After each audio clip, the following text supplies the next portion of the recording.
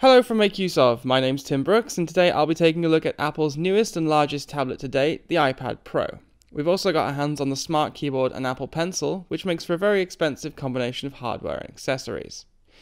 The first thing you'll notice about the iPad Pro is its size. As someone who's used to a regular 9.7-inch iPad, the iPad Pro at first seems huge.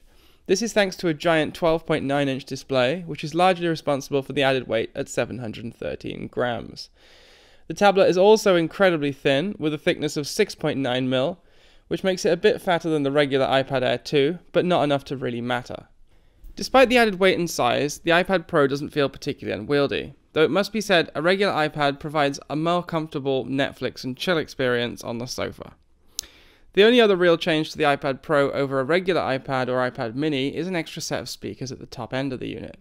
Unfortunately, these still point outwards, but they're considerably louder with better bass response than any tablet Apple has made to date. Volume rockers, home button, and even the bezel are virtually identical to the iPad Air 2. Of course, this isn't just a bigger tablet, but a whole new way to iPad. A combination of hardware, accessories, and adjustments to the way iOS works turns the humble tablet into a serious workhorse, Apple's thinnest professional offering to date.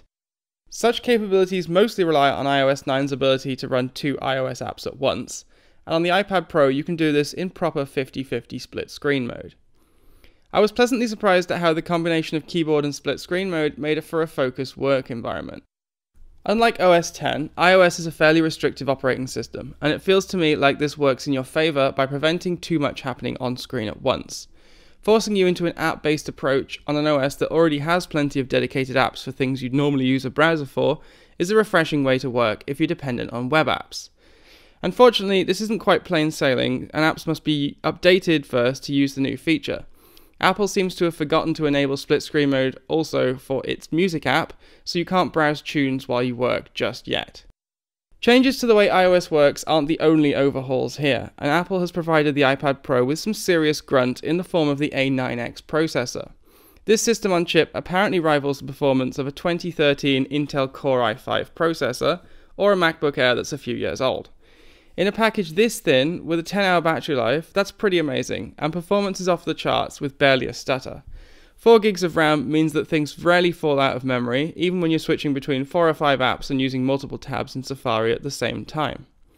Of course, iOS is nowhere near as capable as a desktop OS like Windows or OS X, but unless you have a particularly demanding task or depend on specialist software, you'll probably be able to replace your MacBook with an iPad Air.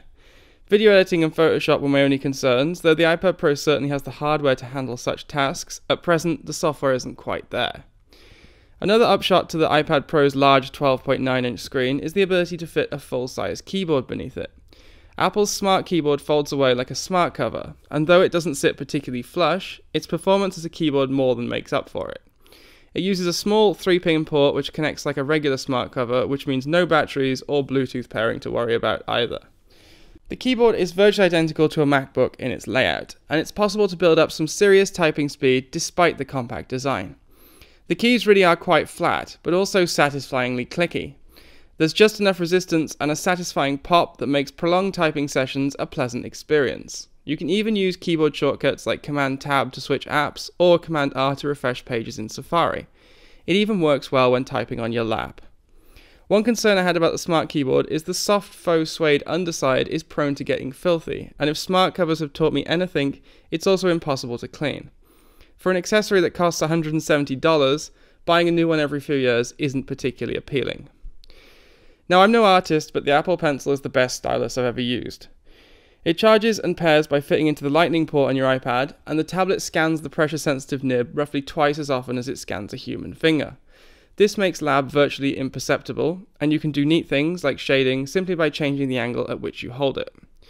When the pencil is detected, the iPad Pro ignores regular touch input, so you can lean on the screen and draw to your heart's content. The accuracy really is impressive, and if you're a digital artist or simply love handwriting your notes, the combination of iPad Pro and Pencil will certainly appeal to you. Apple has married accessory and hardware beautifully, providing a stylish experience that you simply won't find from third-party offerings. At $99 for the Pencil, it's actually no more expensive than many other powered styli, so it doesn't seem like that much money considering the performance. The iPad Pro, on the other hand, is definitely sitting at the upper end of most people's price brackets when it comes to shopping for a tablet. Starting at $799 for the 32GB version, with a far more appealing 128GB version costing $949, an iPad Pro with a decent capacity and smart keyboard will cost you $1,118, or $1,217 if you want the stylus as well. That's more expensive than an entry-level MacBook Air, and you can probably get more done with a MacBook Air, though the iPad Pro arguably provides a more pleasant user experience. So you're essentially paying top dollar for a less capable OS, bigger screen, and improved portability, as well as the ability to use iOS in its most productive form. But honestly, what did you expect from Apple? Ultimately, you'll be the one deciding if it really is worth the money, and we'd love to hear what you think. To read our full review and be in with the chance of winning an iPad Pro, smart keyboard, and pencil, head to MakeUseOf.com.